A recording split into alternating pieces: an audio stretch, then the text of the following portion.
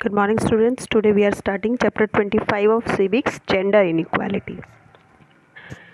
Gender inequality, इसमें हम पढ़ेंगे कि जेंडर क्या है और इसमें इनइक्वालिटीज़ के क्या टाइप्स हैं और क्या कॉजेज़ हैं जेंडर इनइक्वालिटी के, और इस इनइक्वालिटी को दूर करने के लिए जो सोशल रिफॉर्मर्स हैं उन्होंने क्या काम किए हैं, कौन कौन सोशल रिफॉर्मर्स रहे हैं, गवर्नमेंट ने क्या पॉलिसीज़ बनाई हैं, कौन सी इनिशिएटिव प्रोग्राम्स लॉन्च किए हैं वुमेन की कंडीशन को इम्प्रूव करने के लिए। इसमें हम राइट टू वोट पढ़ेंगे विमेंस के लिए, विमेंस का मूवमेंट पढ़ेंगे और सोशल इविल्स को दूर करने में क्या योगदान है गवर्नमेंट का और किन किन लोगों का, कैंपेन, प्रोटेस्ट, विमेन एजुकेशन, सब चीज़ों के बारे में हम इस चैप्टर में पढ़ते हैं, है ना। तो जेंडर एक सोशल कंस्ट्रक्ट है जो सोशली और कल्चरली प्रिस्क्राइब करता है बॉय या मैन और गर्ल या विमेन के रोल को सोसाइटी में, है ना। जेंडर का मतलब है कि सोसाइटी में जो मैन और वुमेन हैं उनके क्या रोल स्पेसिफाई किए गए हैं, और बॉयज़ और गर्ल्स जो है सोसाइटी में डिफरेंट रोल्स प्ले करते हैं। हमारा जो कल्चर है, हमारी जो सोसाइटी है उसके अकॉर्डिंग दोनों अलग अलग उनसे रोल, उनसे बिहेव अलग अलग एक्सपेक्ट किया जाता है। जेंडर जो है लाइफ के हर एस्पेक्ट को अफेक्ट करता है, जो हम डेली लाइफ में हम अपने देखते हैं, कम्युनिकेट करते हैं, इंटरेक्ट करते हैं एक दूसरे से। स्पेशली ये जो है हमारे रिलेशनशिप को भी इनिशिएट करता है, और जो अपोजिट जेंडर है उसको जिस तरह से वो मेंबर ट्रीट करता है ये भी हम इसमें ये अफेक्ट करता है इसको, ठीक है। तो इसमें हम पढ़ते हैं जेंडर इनइक्वालिटी के बारे में। हमारी सोसाइटी में कई सारी इविल्स हैं और लंबे समय से हम ये डेवलप होती रही हैं, ये सारी जो बुराइयां हैं due to social, economic, political, cultural और डिफरेंसेस के कारण। जेंडर इनइक्वालिटी उनमें से एक बहुत बड़ी इविल है, बहुत बड़ी बुराई है हमारी सोसाइटी में। जो दोनों ही जेंडर है हमारी सोसाइटी के, मेल और फीमेल, उन्हें अनइक्वल ट्रीटमेंट दिया जाता रहा है अलग अलग फील्ड्स में। जो डिस्टिंक्शन है बॉय और गर्ल के बीच में सोसाइटी में, सोसाइटी को वो लीड वीक कर रहा है। अनफॉर्चुनेटली कई सारे जो देश हैं वर्ल्ड में, उसमें से इंडिया भी इंक्लूड है, उसमें जो फीमेल है उनको अनफेयर ट्रीटमेंट दिया जाता है। और ये जो डिस्टिंक्शन है वो बायोलॉजिकल डिफरेंसेस पर ना केवल बायोलॉजिकल डिफरेंसेस पर बेस होता है, बल्कि सोशल इंटरेक्शन के लेवल पर भी बेस होता है।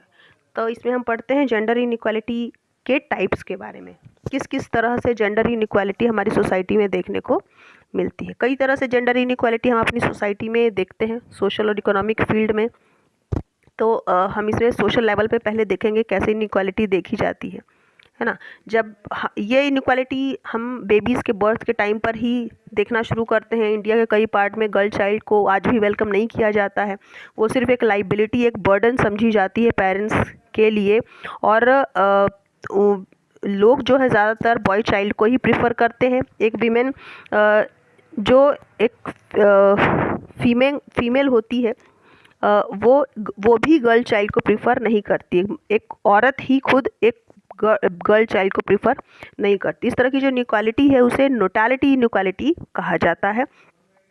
और जो हाई मोर्टालिटी रेट होती है गर्ल्स में इसी कारण से होती है। हाई मोर्टालिटी रेट जो विमेन में है वो मैन की कंपैरिजन में जो होता है उसे मोर्टालिटी इनइक्वालिटी कहा जाता है। जो हाई मोर्टालिटी रेट है विमेन में वो इम्बैलेंस को लीड करती है, सेक्स रेशो के नेचुरल फिगर को इम्बैलेंस करती है। ये तो इसका रिज़ल्ट ये होता है कि विमेन जो हैं हमारी सोसाइटी में वो मैन की कंपैरिजन में उनकी संख्या अब कम होती जा रही है। कई सारी कंट्रीज़ में जो जेंडर इक्वालिटी है वो घर से ही शुरू होती है। कई फैमिलीज़ में देखा जाता है कि जो फैमिली मेंबर होते हैं वो गर्ल चाइल्ड को अनफेयर ट्रीटमेंट देते हैं, उन्हें अलग नज़र से देखते हैं, लड़के और लड़की दोनों में काफ़ी भेदभाव करते हैं। कई फैमिलीज़ में तो गर्ल्स को फ्रीली प्ले करना भी अलाउ नहीं है, और और जो रिच और अच्छी और जो वैरायटी के फूड होते हैं वो बॉयज़ को दिए जाते हैं,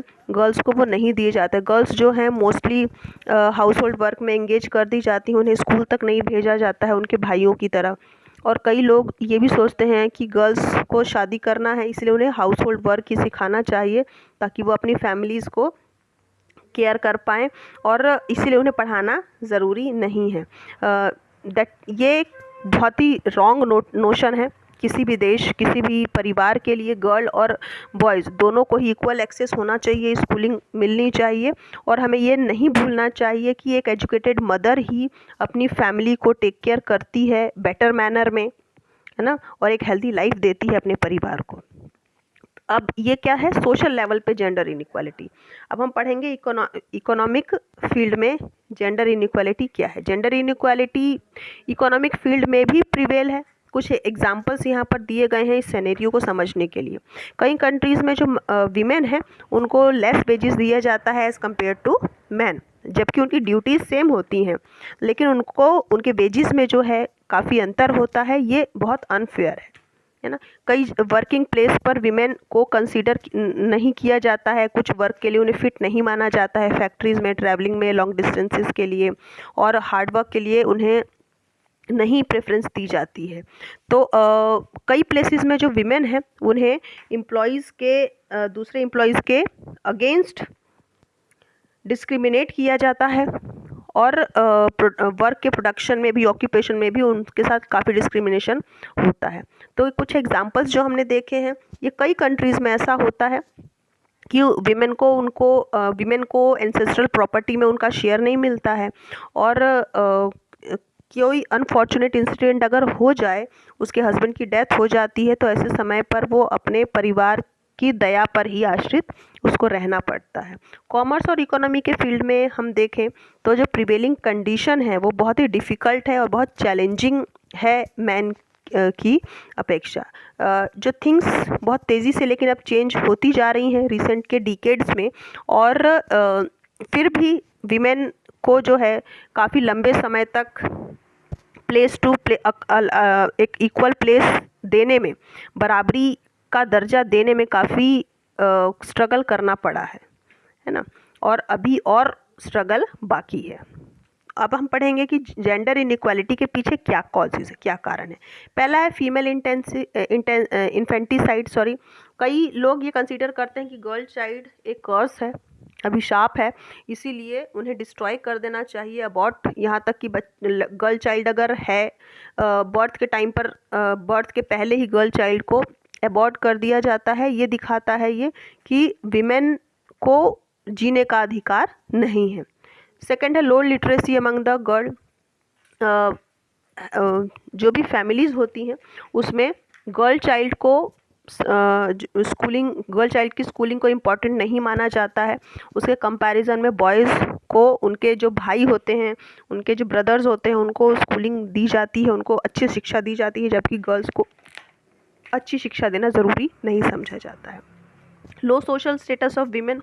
लास्ट 2000 ईयर्स में एक बहुत ही बड़ा बदलाव आया था मेल डोमिनेटेड सोसाइटी में फीमेल के लिए। उसका जो रोल था हाउस होल्ड में, पर्दा सिस्टम, वो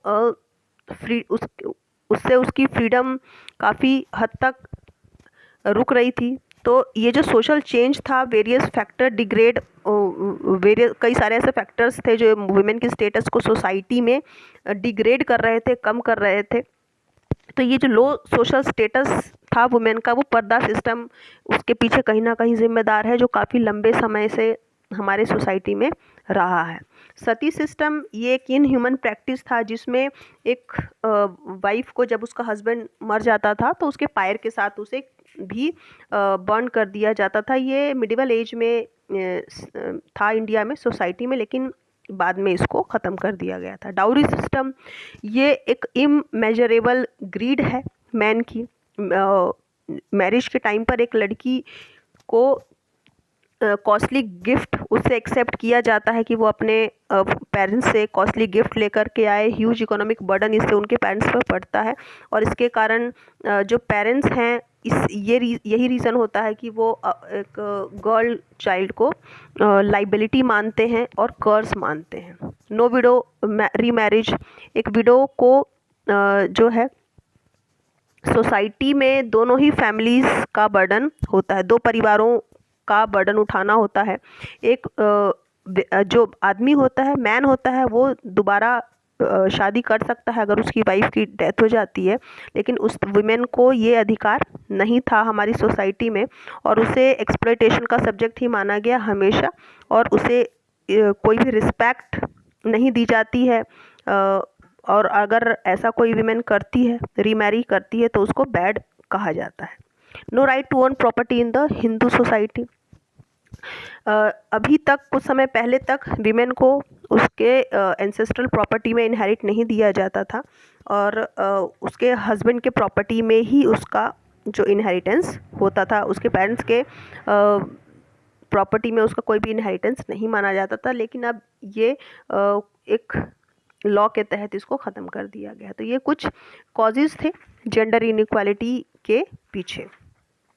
अब है social reformers and the gender inequality. कुछ सोशल रिफॉर्मर्स हमारी सोसाइटी में हुए जिन्होंने इस डिस्क्रिमिनेशन को, इस इनइक्वालिटी को दूर करने के लिए समय समय पर प्रोटेस्ट किए हैं। ट्रेडिशनली मैन और जो मैन को ब्रेड विनर माना जाता है और वीमेन को केयर टेकर कहा जाता है।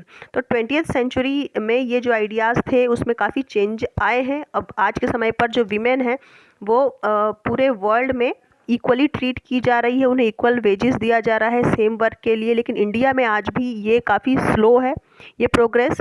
एंशियंट टाइम में जो विमेन थी उसको एंशियंट टाइम से ही विमेन को उसके ओपिनियन के अकॉर्डिंग ट्रीट नहीं किया जाता, उसे डिनाई किया जाता था एजुकेशन के लिए, उस बेसिक फैसिलिटीज़ के लिए। जो विडो थी उसे रीमैरी का अधिकार नहीं था। जब वो अनमैरिड होती थी तो उसे अपने फादर के प्रोटेक्शन में, अपने ब्रदर के प्रोटेक्शन में रहना होता था और मैरिज के बाद उसे अपने हस्बैंड के प्रोटेक्शन में रहना होता था। तो 19th सेंचुरी में कुछ सोशल रिफॉर्मर्स हुए जैसे कि राजा राम मोहन राय, ईश्वर चंद्र विद्यासागर और दयानंद सरस्वती।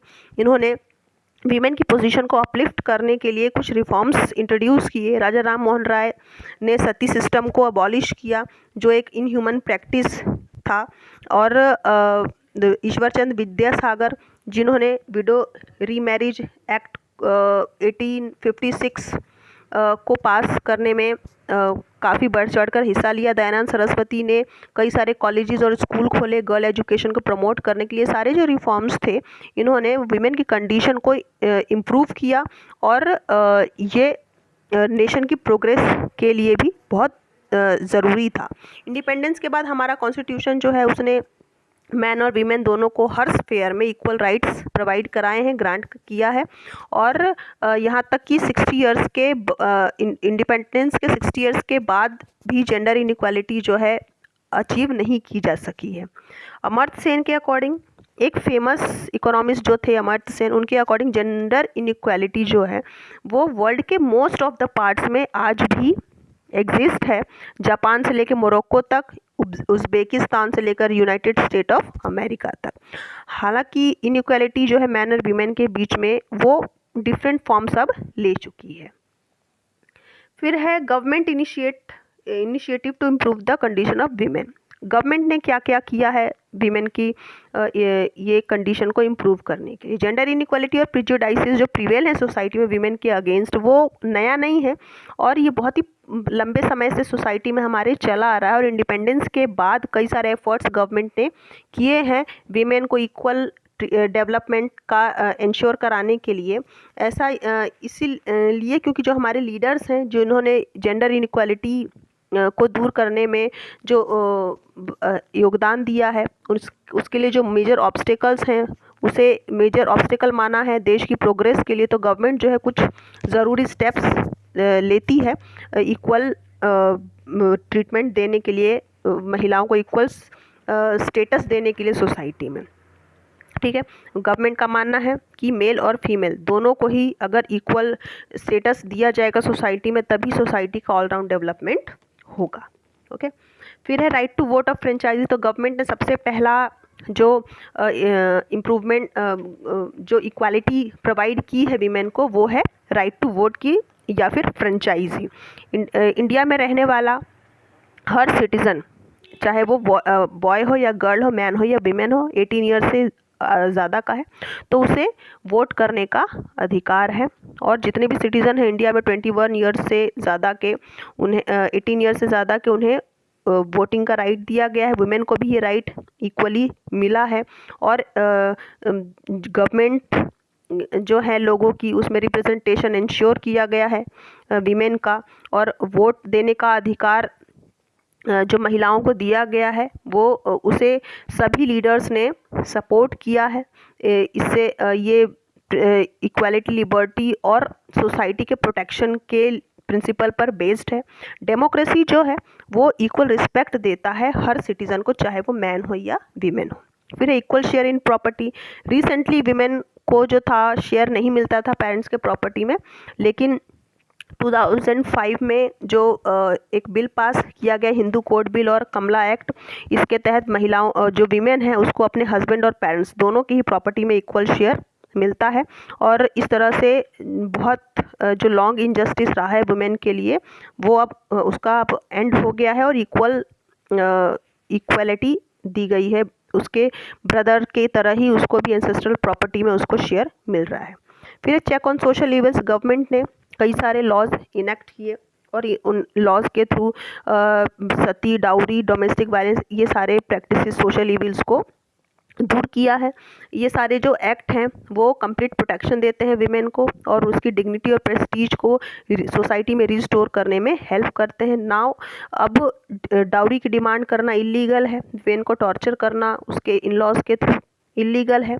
ऐसे केसेस में जो ऑफेंडर होता है वो प्रोसिक्यूट कर सकता है। अगर वो गिल्टी पाया जाता है तो किसी भी ऑफेंस में तो उसे सज़ा दी जाती है। ये जो सारे एक्ट्स हैं इससे विमेन के अगेंस्ट जो क्रूएलिटी थी वो रिड्यूस हुई है, कम हुई है और उसको स्टॉप भी हुई है और विमेन की डिग्निटी डिस्ट्रॉय होने से बची है। फिर है women's education. Women's education. For promoting education among the girls, many girls school, colleges and other educational institutes have been opened. Women education को प्रमोट करने के लिए कई सारे गर्ल्स स्कूल, कॉलेज और एजुकेशनल इंस्टीट्यूट ओपन किए गए हैं और लिटरेसी को स्प्रेड करने में इन्होंने एक इम्पॉर्टेंट रोल प्ले किया है। गर्ल्स में एजुकेशन को स्प्रेड करने के लिए कई सारी गर्ल्स जो है अब नए कई ऊंचाइयों तक पहुंच चुकी हैं एजुकेशन के थ्रू और वेरियस टाइप्स के जॉब्स वो सीख कर रही हैं और इकोनॉमिक और पॉलिटिकल लाइफ में भी वो काफ़ी एक्टिव हैं। कंट्री के कई सारे पार्ट में वो अपना रिस्पॉन्सिबिलिटी को फुलफिल कर रही हैं। एडमिनिस्ट्रेशन में उनका एक डिफरेंट पोजीशन है। तो जो भी मेंशन स्टेप्स हैं गवर्नमेंट ने लिए हैं विमेन को एम्पावरमेंट देने के लिए, वो सोशल रिफॉर्मर्स जो सोशल रिफॉर्मर्स ने पास्ट टाइम में जो भी काम किए हैं उन्हीं को एक्सटेंड किया है गवर्नमेंट ने। अब जो चीज़ें हैं विमेन के जो फेवर में हैं आज के समय पर और उनकी लाइफ मीनिंगफुल होती जा रही है और नेशन भी ग्रोथ की तरफ और प्रोस्पेरिटी की तरफ बढ़ रहा है। नेक्स्ट है विमेंस मूवमेंट। आज के समय पर गर्ल्स को एजुकेशन का राइट मिला है और हर लाइफ के हर स्फीयर में पार्टिसिपेट करने का अधिकार उन्हें दिया गया है। तो ये अर्बन एरियाज़ में हालांकि ये लार्जली ट्रू है, लेकिन अभी भी कुछ एरियाज़ ऐसे हैं, रूरल एरियाज़ में कुछ ऐसी भी जगह हैं जहाँ पर गर्ल्स को उनके राइट्स अभी भी नहीं दिए गए हैं। विमेन के रिफॉर्म्स के लिए, उनमें सुधार के लिए, उनके रिस्पेक्ट के लिए, लीगल स्टेटस देने के लिए, हेल्थ और उनको वायलेंस के अगेंस्ट उनको सुरक्षा देने के लिए, एम्प्लॉयमेंट अपॉर्चुनिटीज़ देने के लिए अभी भी आवाज़ उठाई जा रही है। विमेन जो हैं पूरे देश में इंडिविजुअली और कलेक्टिवली कंट्रीब्यूट कर रही हैं चेंजेस लाने में ये जो स्ट्रगल हैं, रिफॉर्म्स हैं, उन्हें वीमेंस मूवमेंट कहा जाता है। कई मैन जो हैं वो भी इन्हें मूवमेंट को सपोर्ट करते हैं और मूवमेंट जो है एक डायनेमिक कैरेक्टर एक्वायर करते हैं और बहुत सारे लोग इस तरह के मूवमेंट में शामिल भी होते हैं। 19th सेंचुरी में जो चेंजेस शुरू हुए हैं उसमें एक नया कॉन्शियसनेस आया है लोगों में विमेंस राइट को लेकर के। जो फर्स्ट कैंपेन हुआ था पर्दा सिस्टम के अगेंस्ट, विमेन हेल्थ के अगेंस्ट, विमेन हेल्थ के लिए लिटरेसी और दूसरे सब्जेक्ट्स पर टाइम टू टाइम विमेंस का मूवमेंट लॉन्च किया जाता रहा है। और जो प्रोमिनेंट विमेन लीडर हैं जैसे कि एनी बेसेंट, मार्गरेट कजिन, कमला देवी चट्टोपाध्याय, सरोजनी नायडू, पंडिता रमाबाई और साथ ही जो मेल लीडर्स हैं राजा राम मोहन राय, ज्योतिबा फुले, इन सब ने विमेंस को एक रिस्पेक्टेबल सोसाइटी में रिस्पेक्टेबल स्टेटस दिलाने में अपना एक बहुत इम्पॉर्टेंट कंट्रीब्यूशन दिया है और वुमेन्स मूवमेंट को आगे बढ़ाया है। ये कई सालों तक हालांकि जो विमेन है इनको डिफरेंट वे से फाइट करना पड़ा है डिस्क्रिमिनेशन के अगेंस्ट। ये जो कैंपेनिंग है, प्रोटेस्टिंग है, अवेयरनेस रेजिंग है लोगों के बीच में, ये सब इसमें शामिल है और ये विमेन्स के एम्पावरमेंट को शो करता है। Then campaigns and protest. Discrimination के अगेंस्ट फाइट करने के लिए कैंपेनिंग की गई है, इनजस्टिस और वायलेंस के अगेंस्ट आवाज़ उठाया गया है जो विमेंस मूवमेंट का एक इंटीग्रल पार्ट है। लगभग 25 इयर्स तक विमेंस के राइट के लिए एडवोकेट किया गया है अलग अलग कैंपेनिंग के थ्रू, उनके अगेंस्ट वायलेंस के लिए। विमेन जो है वायलेंस का सब्जेक्ट रही हैं हमेशा से, डोमेस्टिक वायलेंस, और ये इस तरह का जो वायलेंस है वो विमेन कैंपेन इसके अगेंस्ट आवाज़ उठाता है और इससे महिलाओं, इससे जो विमेन है, ये जो विमेंस मूवमेंट है, इससे लॉ भी चेंज हुए हैं और जुडिशरी को भी स्टैंड लेना पड़ा है। यहाँ पर 2006 में एक लॉ पास किया गया है जिसमें विमेन फाइटिंग जो विमेन की फाइटिंग थी डोमेस्टिक वायलेंस के अगेंस्ट, उसको कुछ रिस्पांस मिला है और अब जो है डोमेस्टिक वायलेंस के अगेंस्ट बहुत ही इम्पॉर्टेंट एक कानून बन चुका है। अब विमेन जो है उन्होंने डाउरी सिस्टम के अगेंस्ट भी कैंपेन्स किए हैं। डाउरी डेथ की जो संख्या, बढ़ती हुई संख्या है 1980s में, इससे एक इशू रेज हुआ था विमेंस ऑर्गेनाइजेशन के अंतर्गत। एक इसी का रिज़ल्ट है, उन्हीं के एफर्ट्स का रिज़ल्ट है कि लॉ पास हुआ और जो डाउरी केस में जितने भी लोग इवॉल्व होते हैं उनको अब पनिश किया जाता है। और साथ ही विमेन ने डिस्क्रिमिनेशन के अगेंस्ट वर्किंग प्लेस पर जो उनके साथ हैरेसमेंट की और डिस्क्रिमिनेशन का जो प्रॉब्लम होती थी उसके अगेंस्ट भी उन्होंने वॉइस रेज की है। 1997 में सुप्रीम कोर्ट ने एक गाइडलाइन जारी की जिसके अंतर्गत विमेंस को सेक्सुअल हैरेसमेंट के अगेंस्ट प्रोटेक्शन मिली है उनके वर्क प्लेस पर और एजुकेशनल इंस्टीट्यूट्स में। विमेंस मूवमेंट साथ ही उन इश्यूज़ पर भी फोकस करता है जो उनके राइट से रिलेटेड है। अगर कोई एक्ट या फिर लॉ वायलेट करता है उनके इंटरेस्ट को, तो उसके लिए, उसके प्रोटेक्शन के लिए भी वो खड़ी होती हैं और पब्लिक का अटेंशन भी वो ड्रॉन करती हैं अपने डिमॉन्स्ट्रेशन और रैलीज़ के थ्रू उनके इनजस्टिस के टुवर्ड्स। फिर है विमेंस एक्टिविज़म। विमेन का मूवमेंट जो है एक इम्पॉर्टेंट रोल प्ले करता है अवेयरनेस को रेज करने में और इम्पॉर्टेंट इश्यूज़ को जो विमेन से कंसर्न है, जैसे कि उनके राइट्स, एजुकेशन, हेल्थ, तो अवेयरनेस जो राइज की जाती है कैंपेन्स के थ्रू, वो स्ट्रीट्स प्ले के थ्रू, पब्लिक मीटिंग और कल्चरल प्रोग्राम्स के थ्रू अंडरटेक किए जाते हैं। विमेंस का मूवमेंट जो है वो सॉलिडेटरी को भी शो करता है और जो दूसरी महिलाएं हैं जो इस ग्राउंड्स में सफ़र कर रही हैं उनके लिए भी, उनको भी एक सॉलिडेटरी प्रोवाइड कराता है। वीमेन एक्टिविटीज़ जो है रैलीज़ लॉन्च करते हैं, प्रोटेस्ट करती हैं और जो केसेस हैं और फ्रेश इन्वेस्टिगेशन हैं वो रीओपन करवाती हैं। इन्वेस्टिगेशन होते हैं, प्रोटेस्ट होते हैं, सॉलिडेटरी जो हैं वो पब्लिक अवेयरनेस में हेल्प करते हैं और जो पुलिस और जुडिशरी वो भी इन इश्यूज़ को नोटिस करती है। तो हम ये रियलाइज़ करते हैं कि जेंडर इनइक्वालिटी आज भी हमारी सोसाइटी में प्रिवेल है। कुछ जो लाइफ के चांसेस हैं उनमें कुछ अलग तरीके से ये अब देखने को मिल रहा है। तो जो अपॉर्चुनिटीज़ दी जा रही हैं महिलाओं को वो ब्रॉडेंड होती जा रही हैं, साल दर साल उनका फ्यूचर प्रोस्पेक्ट जो है इम्प्रूव हो रहा है, और जो बाउंड्रीज़ उनके लिए बना दी गई थी वो बाउंड्रीज़ ख़त्म हो चुकी हैं और हर फील्ड में वो पार्टिसिपेट कर रही हैं। Role of gender in promoting inequality, कई सोशल साइंटिस्ट जो हैं वो जेंडर को में जो इस जेंडर को वो सपोर्ट करते हैं, जो इनइक्वालिटी को प्रमोट करने में उन जिनका मेन रोल होता है सोसाइटी में। इसका रिज़ल्ट ये है कि विमेन की बैकवर्डनेस हो जाती है इकोनॉमिक स्फेयर में, उनके लाइफ में। ये जो सिनेरियो है स्पेशली अंडर डेवलप्ड कंट्रीज़ में और डेवलपिंग कंट्रीज़ में ज़्यादातर देखने को मिलती हैं, जहां आज भी महिलाएं एजुकेटेड नहीं हैं और उन्हें जॉब अपॉर्चुनिटीज़ नहीं दी जाती है।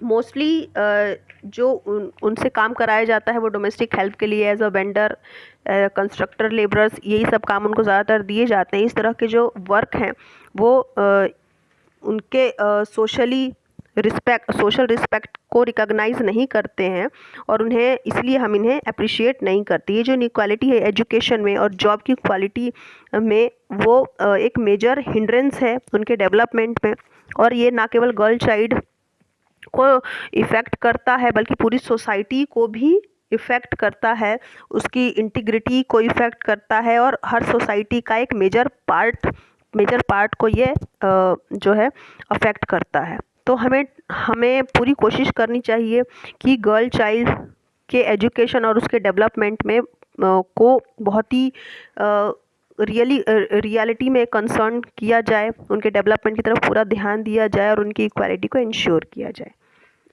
Okay, so this chapter is completed here. Read this chapter nicely and listen to listen the whole explanation very carefully. After that, write down the terms given here and try to solve the exercise and question answer of this chapter. Okay, till then, take care. Goodbye.